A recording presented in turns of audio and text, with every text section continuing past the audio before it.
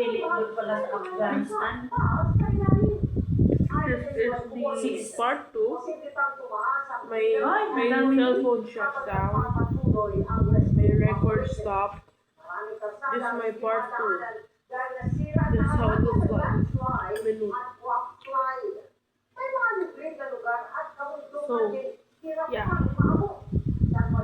Nag-shutdown yung phone ko and nag-stop yung recording.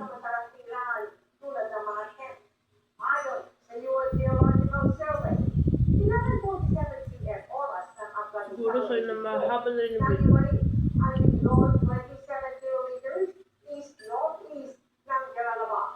Patuloy namin kinukuha ang impormasyon mula sa Foreign Affairs at Migrant Workers Department kung may mga Pinoy na apektado ng lindol. Tiglo sa Caloocan ang dalawang tinutulong suspect sa magkakasunod na pangahulda. Tuhayan sa aking pagtulong. Dahil hindi raw kaagad sumunod, tinutukan ng kutsilyo sa leeg ang delivery rider na ito. Napilitan ang biktima na iwan ang kanyang motorsiklo. Saan naman pumasok ang ikalawang suspect at ginalugog ang mga naiwang gamit ng biktima. Nangyari ito sa kanya ng Caloocan, Kamakilan at Ayon sa Northern Police District.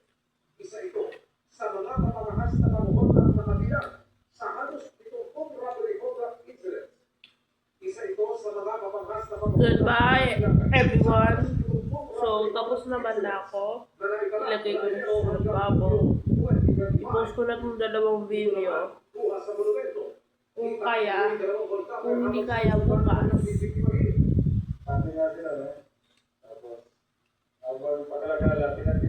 Pero, hindi pwede bukas.